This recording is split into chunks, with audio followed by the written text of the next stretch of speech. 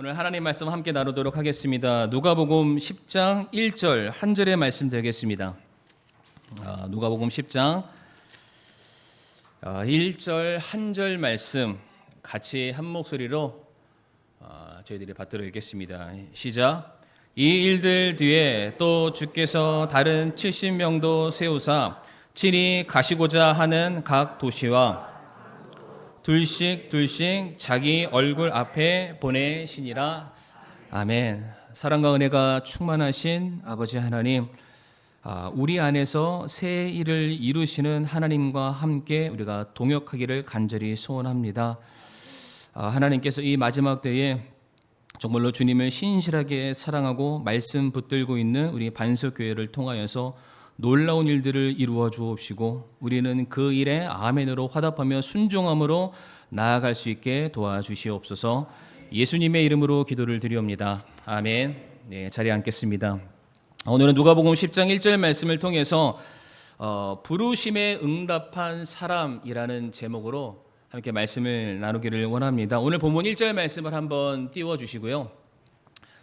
오늘 1절 말씀 보게 되면은 이 일들 뒤에 또 주께서 다른 70명도 세우사 친히 가시고자 하는 각 도시와 장소로 둘씩 자기 얼굴 앞에 보내셨다라고 말씀을 하십니다. 예수님께서 복음 사역을 감당하기 위해서 70명의 사람을 세우셨다라고 말씀하시는데 오늘 이 1절 상반절에 주께서 다른 70명을 세우셨다라는 것은 이 70명 말고 또 다른 70명이 있음을 말하는 것이 아니라 누가복음 10장 바로 앞인 누가복음 9장 말씀 보게 되면 예수님께서 12명의 제자를 세우시는 장면이 나옵니다. 그러니까 하나님 나라의 복음을 선포하기 위해서 잃어버린 영혼을 구원하기 위해서 그리고 그들을 하나님의 백성으로 만들기 위해서 이미 예수님께서 12명의 사람을 지목해서 그들에게 사명을 맡기셨고 그들을 세상으로 보내시게 됩니다. 그런데 그 사람들 말고서도 또 다시 주님께서 동일하게 하나님 나라의 복음의 선포를 위해서 70명의 사람을 따로 세웠다. 그런 측면에서 다른 70명이 세워졌음을 말하고 있습니다. 다시 말해 12명의 사람만, 우리가 흔히 알고 있는 12명의 제자만 주님의 부르심에 응답했던 것이 아니라 오늘 본문에 나와 있는 우리가 그 이름을 알 수 없는 70명의 사람들 역시 주님의 부르심에 응답해서 사역의 현장 가운데 서 있다는 것이죠. 자, 그러면 저 오늘 말씀을 통해서 두 가지를 우리의 성도님들과 함께 은혜를 나누고자 하는데 과연 이 부름을 받은 사람들의 특징은 무엇일까?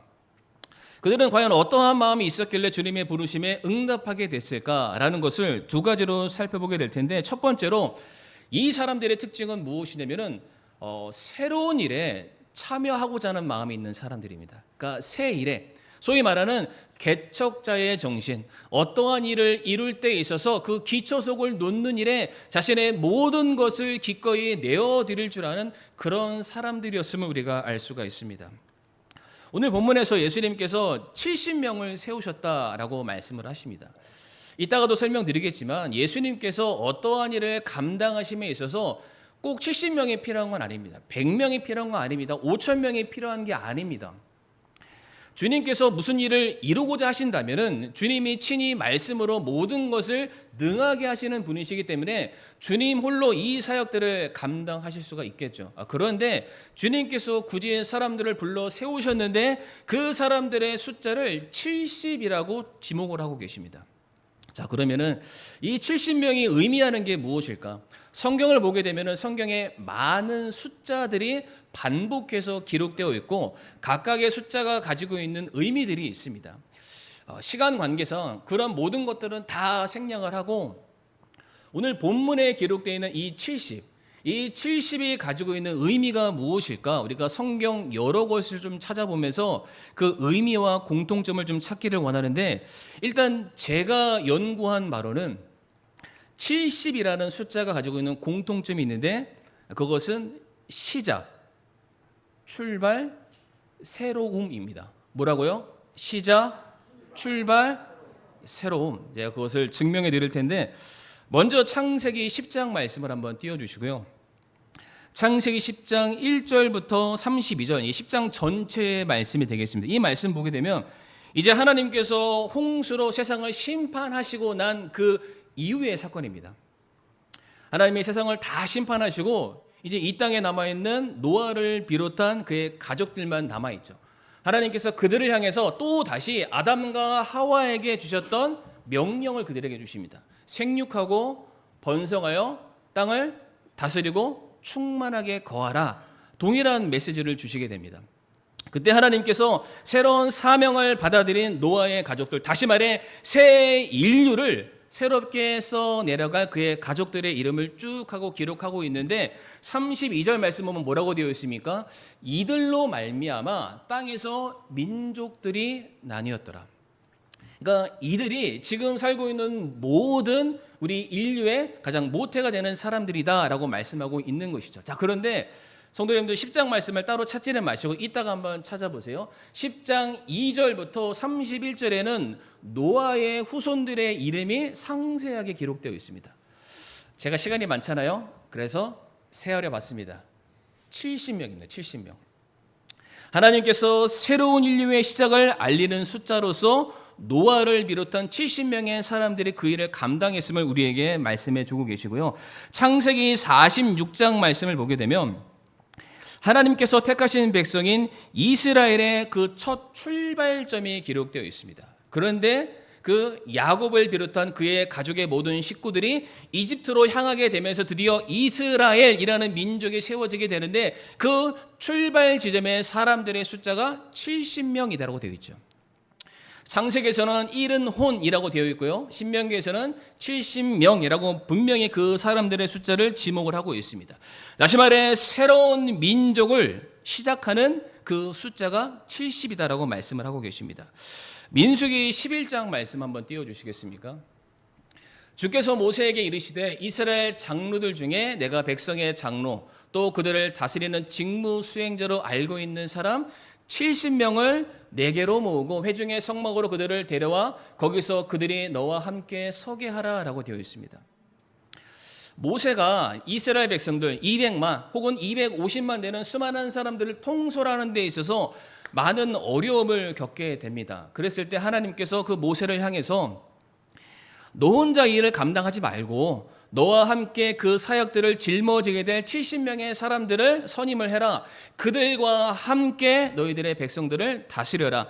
다시 말해서 이스라엘 백성들 안에 새로운 질서와 새로운 체계를 알리는 그 시작의 숫자를 70이라고 말씀을 하고 계시죠.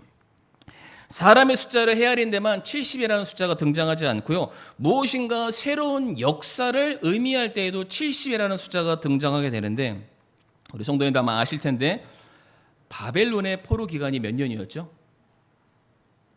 안다고 해주셔야 제가 다음에 진행이 됩니다. 바벨론 포로 기간이 70년이었습니다. 70년. 화면 하나 넘겨주시고요. 이스라엘 백성들의 고난이 70년이라는 시간이 끝나고 난 이후에 하나님께서 이미 이스라엘 백성들을 바벨론 포로로 넘기시기 전에 그것은 하나님의 계획이라고 말씀하셨고요. 그 시간이 차고 나면은 다시 그들이 자기의 고향 땅으로 돌아오게 될 것이고 하나님께서 그들을 위해서 또 다시 새로운 일들을 시작하게 될 것이다 라고 예레미야에서 이미 말씀을 하셨습니다. 그러니까 이스라엘 백성들의 경우에는 포로로 붙잡혀 가지만 이미 그 포로의 기간이 무한정의 시간이 아니라 70년이라는 시간에 이미 다 국한이 되어 있습니다. 이 시간이 지나면 우리는 새로운 일들을 시작하게 될 것이다. 그리고 다니엘서 9장 말씀 보게 되면은 다니엘이 환상을 꾸게 되죠. 우리가 다니엘의 71회의 환상이라고도 말을 하는데 그 말씀 보게 되면은 그 종말론적인 사건들이 계속해서 언급이 됩니다. 어떠한 나라가 일어나게 될 것이고 어떠한 나라가 무너지게 될 것이고 이러한 사건들이 계속 기록되면서 결국에는 무엇으로 끝나냐면은 메시아의 도래로서 모든 것들이 끝나게 될 것이다. 인간이 이 땅에 세운 모든 역사들은 흐르고 흘러서 세워지는 듯 하나 무너지게 될 것이고 부흥하는 듯 하나 멸망하게 될 것이지만은 그 모든 시간들이 끝나고 난 그 이후 71회가 지났을 때에 이제 주님의 나라가 이 땅에 도래하게 될 것이다.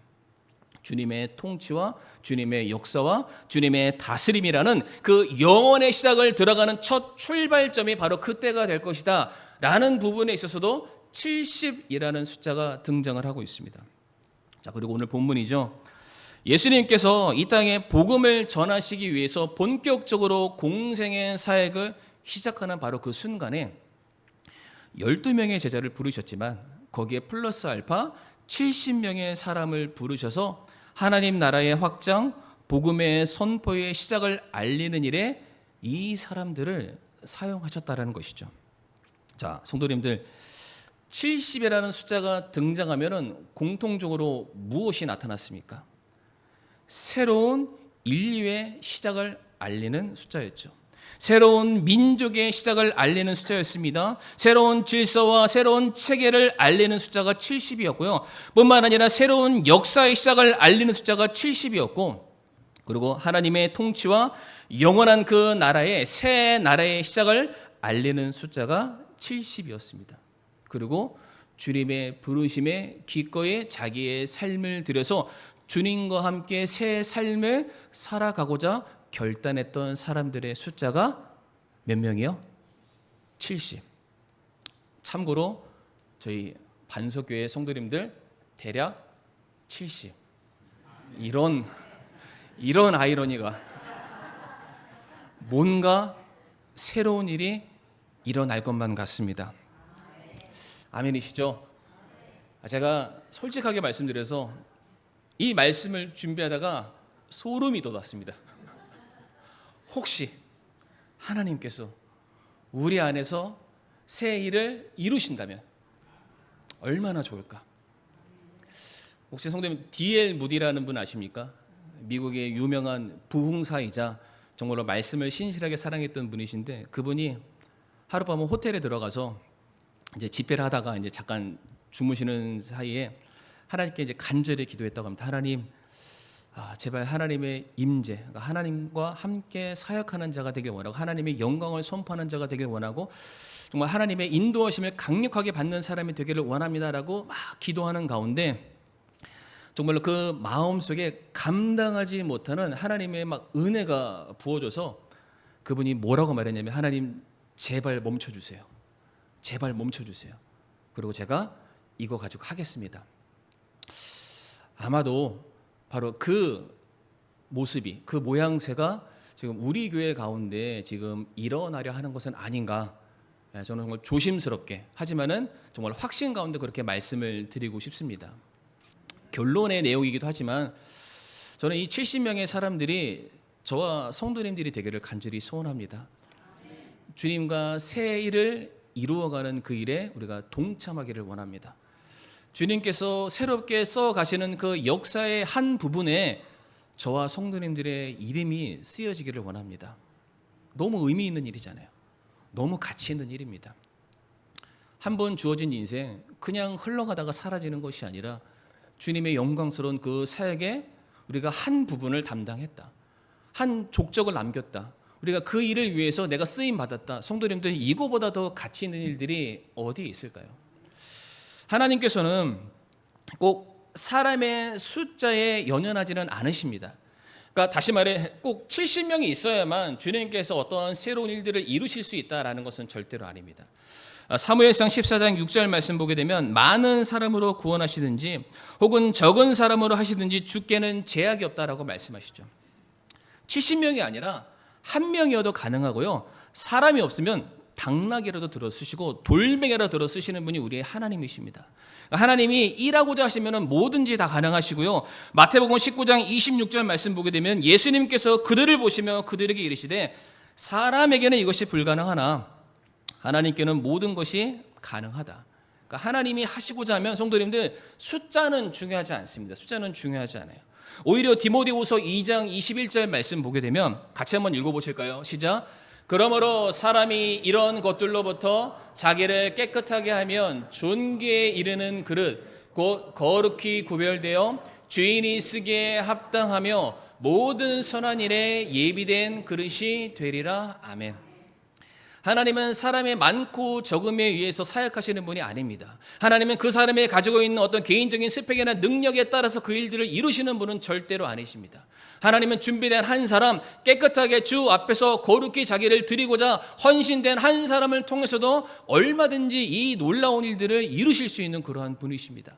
그러나 왜 오늘 본문에서 이 70이라는 숫자를 강조를 하셨을까? 분명한 것은 그러한 놀라운 사역이 있을 때 굉장히 중요한 사람들이 나타납니다. 새로운 인류의 역사를 써 내려가는 그 자리에 노아라는 사람이 있었지만 성도님들, 노아 혼자서 그 일을 하지 않았죠. 노아와 함께 있던 70명의 가족들이 새로운 인류를 만들어 갔습니다. 야곱 혼자 새 민족을 꾸려가지 않았습니다. 야곱과 함께한 그의 가족들이 이스라엘이라는 민족들을 이루어가게 된 것이죠. 모세 혼자만 그의 지도력을 가지고 모든 이스라엘 백성들을 통치하고 다스렸던 것이 아닙니다. 모세와 함께 했었던 70명의 사람들이 있었습니다. 그리고 하나님 나라의 복음을 선포하는 그 일에 12제자만 있었던 것은 아니죠. 그들과 함께 했었던 70명의 사람들이 있었습니다. 그들과 함께 했을 때 성도님들, 놀라운 역사가 새롭게 쓰여졌다는 것이죠. 저는 이러한 관점을 가지고 왜 주님께서 그러면 이와 같은 사람들을 부르셨을까? 왜 70명이라는 사람을 부르셨을까? 아니, 능력 있는 분께서 혼자서 모든 일을 감당할 수 있는 그러한 분께서 왜 12명이 모자라서 왜 70명이라는 그 사람들을 왜 굳이 세우셔야만 했을까? 그 목적을 오늘 본문 말씀에서 찾아볼 수 있습니다. 오늘 본문 말씀 1절을 띄워주시고요. 예수님께서 그 사람들을 세우신 이유를 뭐라고 되어 있냐면 친히 가시고자 하는 각 도시와 장소로라고 되어 있습니다. 그러니까 예수님께서 어딘가를 가셔야 된다라고 말씀하십니다. 그러니까 가셔야 된다는 얘기는 내가 반드시 그곳에서 만나야 될 사람이 있고 그곳에서 감당해야 될 사역이 있고 거기에서 놀라운 복음의 메시지를 반드시 선포해서 잃어버린 영혼을 내가 반드시 건져야 한다는 주님의 분명한 목적이 기록되어 있습니다. 자, 그런데 주님께서 말씀하시는 거예요. 내가 가야 되는데 내가 안 가겠다는 그런 말씀이 아닙니다. 내가 가야 하는데 그곳에 내가 먼저 너희를 보내길 원한다라고 말씀하세요. 주님은 가실 거예요. 그곳에서 사역을 하실 거예요. 그곳에서 역사를 하실 겁니다. 그런데 주님이 우리를 부르시면서 뭐라고 말씀하시냐면 너희가 가서 주의 길을 예비하는 자가 되라라고 말씀하십니다. 다시 말해서 주님은 저와 성도님들이 옆에서 그냥 주님만을 바라보는 구경꾼이 되기를 원치 않으신다라는 거예요. 그냥 그런 일이 있나 보다 관객으로서 그냥 관람 속에 앉아서 무엇인가를 쳐다만 보는 그런 사람 되기를 원치 않으신다라는 것이죠. 주님께서도 가실 거고 우리도 그 일에 동참해서 그 일에 떳떳한 파트너요 동역자로서 그 사역을 감당하기를 원하신다라는 것이죠. 그래서 이 사람들을 부르신 겁니다. 얼마든지 주님께서 하실 수 있으시지만 주님께서 그와 같은 사람들을 부르셨을 때 그 부르심에 동참하여서 나는 일꾼이 아니야, 나는 구경꾼이 아니야, 나는 주님과 함께 이 사역을 감당하는 주님의 부르심에 합당한 제자야. 그런 마음을 가지고 있는 사람들과 함께 주님은 오늘도 놀라운 일들을 이루어가기를 원하신다라는 것이죠. 저는 저와 성도님들이 그 사람 중에 한 사람이 되기를 원합니다. 그냥 멀리서 바라보는 그런 심정이 아니라 그 일에 참여하는 자, 그 일에 동참하는 자, 주님과 함께 그 사역의 길을 함께 걸어갈 수 있는 저와 성도님들이 되기를 간절히 바라겠습니다. 특별히 오늘 말씀 잘 보시면은 오늘 10장 1절 말씀이 성도님들 무슨 말로 시작을 하고 있나요? 이 일들 뒤에, 그렇죠? 이 말은 앞에 무슨 사건이 하나 있었다라는 겁니다. 무슨 사건을 말할까? 그 바로 앞에 성도님들 성경을 하나 싹 넘겨서 보시면 뭐라고 되어 있냐면은 누가복음 9장 57절에서 62절에 한 단락이 나옵니다. 한 단락에 위에 조그마한 소주제가 나와 있어요. 무슨 주제인가요? 제자가 되기 위한 비용입니다. 간단하게 설명드리면 어떤 사람들이 예수님의 소문을 들은 거예요. 예수님의 제자가 되기를 원했습니다. 왜? 예수님과 따라다니면 뭔가 신기한 일, 신비로운 일, 재밌는 일, 놀라운 일들이 많지 않을까? 내가 예수님을 따르기를 원합니다. 그래서 예수님을 찾아갔는데 예수님이 그럼 따라와 라고 불렀을 때 잠깐만요 예수님, 제가 먼저 아버지 좀 장사 좀 치르고 오겠습니다. 제가 잠깐만 기다려주세요. 제가 가족들과 인사하고 좀 오겠습니다. 아니 예수님, 지금 제가 출발할 거긴 할 건데 제가 좀 밭을 샀고요, 소를 샀고요, 조금 챙길 게 많아요. 이거 다 하고 제가 주님을 따르면 안 되겠습니까? 라고 그들이 말하자 예수님께서 그들에게 뭐라고 말씀하시냐면, 너희는 그러한 비용을 치르려고 하지 않는구나. 그러니까 그러한 사람들 향해서 책망하시는 말씀이 있습니다. 아니, 제자가 되려면, 나와 함께 이 사역을 감당하려면 너희가 기꺼이 희생하고 너희가 기꺼이 감내해야 될 그런 일들이 있는데, 왜 그런 것들은 너희들이 다 차치해 놓고서는 그냥 나를 통한 영광만 받으려고 하느냐. 그러지 말아라. 나와 함께 지금 가야 된다. 이 말씀을 하셨는데, 이 사람들이 그 주님의 부르심에 화답하지 못하는 거예요. 이 일이 있은 후 70명의 사람들을 불렀습니다. 이 사람들은 주님의 말씀에 잠깐만요, 갔다 올게요, 이런 게 없죠. 누구를 말할까요? 제자가 되기 위한 비용을 감내하는 사람들입니다.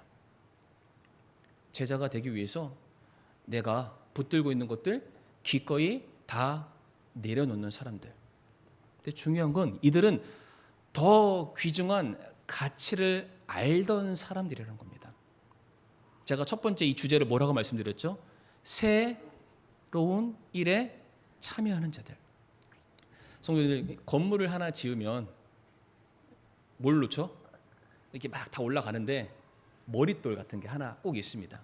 거기 보면은 그 일에 참여한 사람들, 기부한 사람들, 그런 이름들이 막 다 기록이 되어 있어요. 물론 대표 명의만 하나 들어간 것도 있지만 그 일에 동참한 사람, 수많은 사람들 이름들이 다 기록되어 있어요. 이 사람들의 헌신과 섬김으로 이 건물들이 세워졌다. 머릿돌에 세워져 있잖아요.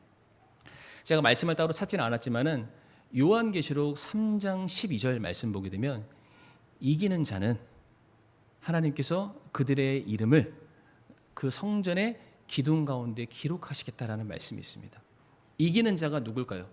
세상 유혹에, 세상에 내가 세운 모든 것들을 기꺼이 내려놓고 나를 위한 내 인생의 새로운 계획을 위해서 달려가는 그런 사람이 아니라, 그 모든 것들을 다 내려놓고 주님께서 이루고자 하시는 새로운 일들의 그 놀라운 사역에 동참한 사람들, 내가 그들의 이름을 성전의 기둥 가운데 기록해 두겠다. 그러니까 그들이 이 놀라운 사역을 이루는 데 있어서 혁혁한 공을 세운 사람들이다. 내가 그들을 잊지 않겠다. 그러니까 그들은 거기에 더 큰 가치를 두었던 것입니다. 내가 주님과 함께 개척자의 정신으로 새 일을 이루는 그 놀라운 역사의 현장에 내가 동참하는 자가 되길 원한다. 그 사람들이 바로 70명이었고요. 그 70명의 사람들이 바로 여기 계시는 우리 사랑하는 성도님들이 되시기를 간절히 바라겠습니다. 다 그렇게 되셨으면 좋겠어요. 성도님들 한 분 한 분이 주님께서 보내신, 주님께서 사용하시는 놀라운 도구가 되기를 간절히 소원합니다. 두 번째로 이 사람들의 특징이 있는데, 이 사람들의 특징은 무엇이냐면 이들은 주님의 이름만 붙드는 사람들입니다. 조금 더 쉽게 표현하면 주님만 아는 사람, 주님만. 그러니까 자기 것 막 내세우려는 게 아니라 이거 해도 주님, 저거 해도 주님, 주님만. 저희가 12명의 제자의 이름은 기억합니다. 다 기억하시죠? 아멘 하신 집사님, 12명의 제자의 이름을 12명의 제자의 이름은 저희가 기억을 합니다. 그러나 여기 70명의 이 제자의 이름은 누구도 기억하는 사람이 없습니다. 혹시 기억하시는 분 계시나요? 저 좀 알려주세요. 제가 아무리 찾아도 성경에는 안 나오더라고요. 그렇다고 해서 12제자와 이 70명의 사람이 객관적으로 이들이 조금 더 능력이 부족했고 12명의 제자가 훨씬 더 탁월했냐? 그렇지 않습니다. 오늘 누가복음 10장 17절 말씀 보게 되면 뭐라고 되어 있냐면, 이 70명이 한번 나갔어요. 돌아온 거죠. 70명이 기뻐하며 돌아와 이르되 주여, 주의 이름으로 말미암아 마귀들도 우리에게 굴복하나이다 라고 되어 있습니다. 70명의 사람들은 12명의 제자가 다 하고 나서 그 뒤치다거리하는 사람들이 아닙니다. 그냥 전도제만 가지고 길거리 지나는 사람들 나눠주는 그런 사람들이 아니라, 이들도 12명의 제자 못지않게 나아가서 직접적으로 사역한 사람들이고 영혼을 건져 올린 사람들이고 하나님의 복음을 선포한 그런 사람들입니다. 그래서 그들이 말하는 거예요. 예수님, 저희가 나갔는데 진짜 예수님이 말씀하신 대로 진짜 마귀가 굴복하더이다. 이 세상이 우리 앞에서 절하고 엎드리고 항복하는 그 모습을 저희가 봤습니다. 너무 기뻐서 그 얘기를 하는 거예요. 성도님들, 중요한 건 무엇이죠? 제자들이 그들의 이름으로 했나요? 아니죠.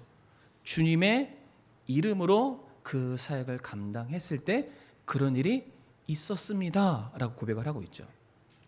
19절 말씀 보면은 또 이렇게 되어 있습니다. 보라, 내가 너희에게 뱀과 전갈을 밟으며 원수의 모든 능력을 제압할 권능을 주노니 어떠한 방법으로도 너희를 해칠 것이 전혀 없으리라. 주님께서 말씀하시는, 그래, 너희가 내 말에 순종해서 나아갔을 때 이러한 사역의 열매를 보았고 그 사역의 능력이 무엇인지를 보았지. 그래, 너희가 그 사역을 감당하는 한, 너희가 내 이름 가지고 나아가는 한 이 세상 무엇도 너희를 해치지 못할 것이다. 12 제자에게만 주님께서 이와 같은 개런티를 하신 것이 아니라 이 70명의 사람들에게도 동일하게 주님께서 말씀하시는 거예요. 너희가 내 이름으로 나가서 복음을 선포하면은 마귀가 굴복할 것이고 세상이 항복할 것이고 사람들이 뒤집어지고 너희들에게 나온 일들을 보게 될 것이다. 그 복음을 전하는 한 이 세상 무엇도 너희를 건드리지 못할 것이다. 똑같습니다. 제자들이나 이 70명의 사람들이나. 그러면서 주님이 이어지는 20절에 이렇게 말씀하세요. 같이 한번 읽어보길 원합니다. 시작. 그럼에도 불구하고 그 영들이 너희에게 굴복하는 이 일로 기뻐하지 말고 오히려 너희의 이름이 하늘에 기록되었으므로 기뻐하라 하시니라. 아멘. 이 말씀 조금 풀어드릴 이유가 있는데 예수님이 말씀하시는 거예요. 봐라, 너희가 내 이름으로 이 사역했더니 그 일들이 일어났지? 너희의 이름이었냐? 아니면 내 이름이었냐? 예수님의 이름이었잖아요. 예수님의 이름으로 나아갔을 때 그 놀라운 일들을 봤잖아. 그러면 너희들은 너희의 이름을 내 생각으로 살지 말고 내 이름 드러내는 삶을 살아라. 내 이름을 선포하는 삶을 살아라. 내 이름으로 말미암아 인정받는 삶을 살아라.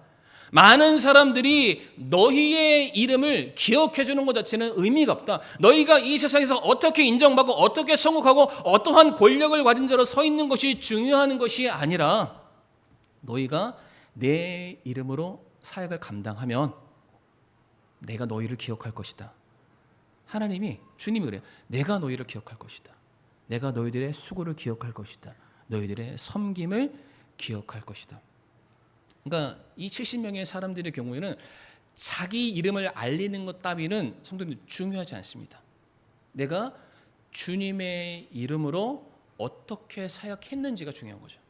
내가 주님의 이름으로 어떠한 사람들을 주님께로 인도해 왔는지가 더 중요하다는 겁니다. 성도님, 바벨탑이 왜 무너진지 아십니까? 부실공사에서가 아닙니다. 사람들이 그걸 세웠는데 성경 말씀에 정확하게 기록되어 있어요. 그들이 자기의 이름을 내려고 라고 되어 있습니다. 자기 이름 내려고 바벨탑을 지었다가 쫄딱 망하는 거예요. 아무것도 안 되는 거죠. 그러나 우리가 주님의 이름을 드러내기 시작했을 때 견고한 성이 반드시 서게 될 것입니다. 우리의 이름은 성도님들 아무리 이 땅에서 뭐 길고 넓고 다 뛰어봤자 살아 있을 때만 반짝거리지 죽고 나면은 아무도 기억하지 않습니다. 그런 사람이 있었나? 아마 그럴 거예요. 그러나 우리가 주님의 이름 붙들고 살아가기 시작하면 우리의 이름은 영원토록 주님께서 기억하시고 주님께서 칭찬하시는 이름으로 남게 될 것입니다. 그래서 주님이 말씀하시는 거예요. 너희들 네 이름으로 살지 말고 내 이름으로 살아라. 아마 성도님 기억하실 거예요. 그런 거 경험해 보셨을 텐데 내가 내 이름 가지고 살아갔을 때랑 내가 주님 이름 붙들고 살아갔을 때랑 결과값이 다르잖아요. 내가 아무리 발버둥치고 아무리 애써봤자 모든 것들이 항상 무너지는 것을 경험했지만 우리가 예수 그리스도의 이름으로 나아갔을 때 죽어가는 영혼들이 살아가는 것을 보게 되었고요. 그리고 우리들의 삶이 변화되는 것을 경험하게 되었고 주님의 이름으로 모든 것이 넉넉히 감당할 수 있는 위로와 소망을 우리가 경험하지 않았습니까? 그러니까 우리가 그렇게 살아가야 된다는 거예요. 내 이름 드러나지 않는다 할지라도 주님 이름 붙들고 나아갔을 때 주님의 이름으로 살아가는 그러한 자들에게만 놀라운 영광이 있게 될 것입니다. 말씀을 이제 마무리하면서 이 이름에 관련된 성경의 사건 하나를 말씀드리길 원하는데, 출애굽기 32장의 말씀을 보게 되면 모세가 하나님께 기도하는 장면이 있습니다. 근데 뭐라 집사님 너무 빨리 나왔습니다. 아직입니다. 아직. 32장에 모세가 하나님께 이렇게 기도해요. 하나님, 제 이름을 생명책에서 지워주세요라고 그렇게 기도합니다. 모세가. 왜 그런지는 아시죠?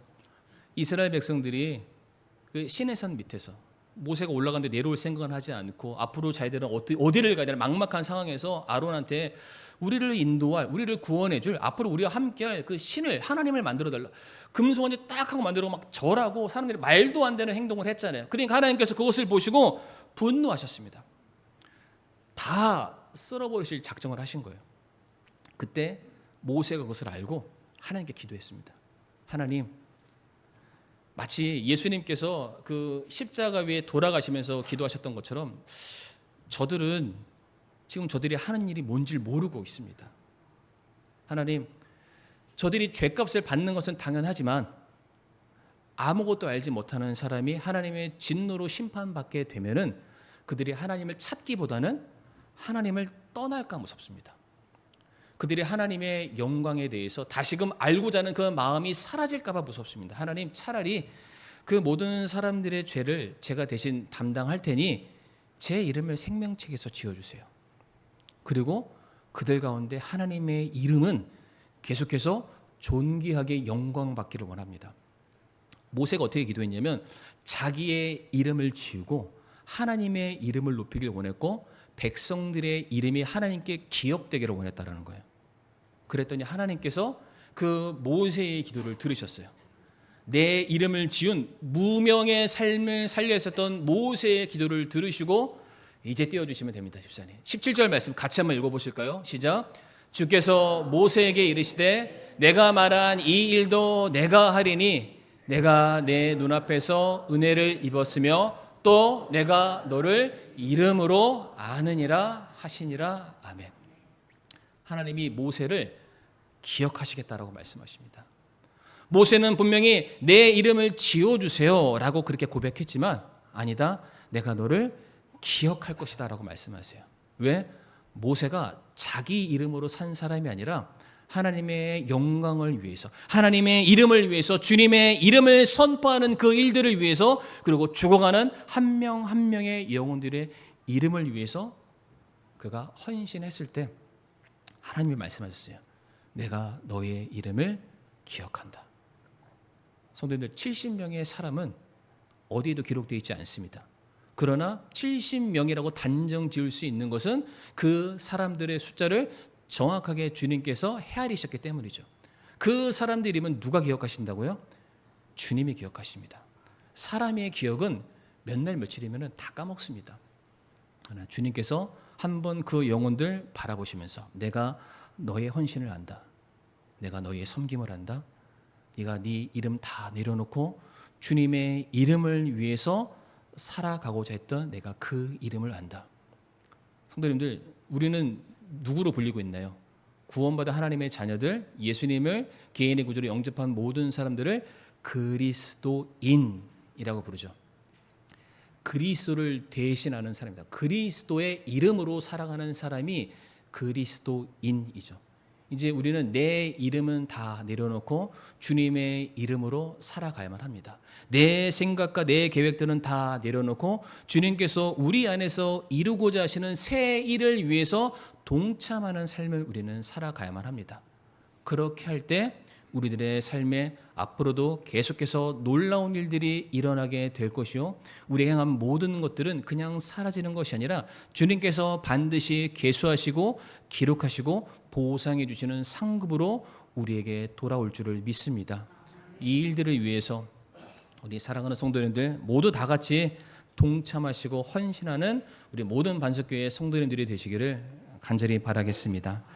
이 시간 오늘 말씀을 떠올리시면서 이 시간 좀 초청하는 시간을 갖기를 원합니다. 우리가 구원받은 것은 성도님들 내 행위로 된 것이 아닙니다. 내가 잘나서 나라는 사람이 가진 게 있어서 그렇게 된 게 아니죠. 예수님께서 자기의 손에 우리의 이름을 손수 적으시고 그 몸으로 십자가에 못 박히사 대신하여 죽으심으로 말미암아 나의 모든 죄가 다 사함 받고 이제 주 안에서 새로운 그리스도로 말미암아 새로운 피조물이 되었기 때문에 이제는 내 이름이 아니라 그리스도의 이름으로 말미암아 우리는 하나님의 자녀되는 권세를 얻게 됐습니다. 그래서 우리는 확신이 있습니다. 자신이 있습니다. 주님께서 내 이름을 기억하고 계신다. 왜? 주님께서 나를 위해서 죽으셨기 때문에. 혹여나 이 자리에 주님이 내 이름을 모르시는 것 같아요. 주님이 나라는 사람을 기억 못 하시는 것 같아요. 내가 그 주님의 손 안에 있는 자, 주님께서 그 이름을 기억하시는 자 되게 원하고 내가 주님의 자녀가 되게 원하는데 아직까지 나는 죄의 문제를 해결해 본 적이 없고 아직까지 나는 예수님을 내 개인 구주로 영접해 본 적이 없다. 혹시 그런 분들 계십니까? 그럼 오늘 제가 그분들에게 복음을 전해드리길 원하고 바로 여러분들의 이름이 주님이 기록하시는 생명책에 기록될 수 있도록 도와드리도록 하겠습니다. 혹시 구원받기 원하시는 분 계십니까? 손을 들어 피해 주시면은 제가 복음을 전하도록 하겠습니다. 우리 사랑하는 성도님들, 주님께서 저와 성도님들을 부르고 계십니다. 저희를 통해서 새 일을 이루고 계십니다. 그 70명 가운데 한 사람이 되게 달라고 이 시간 잠시 기도하도록 하겠습니다.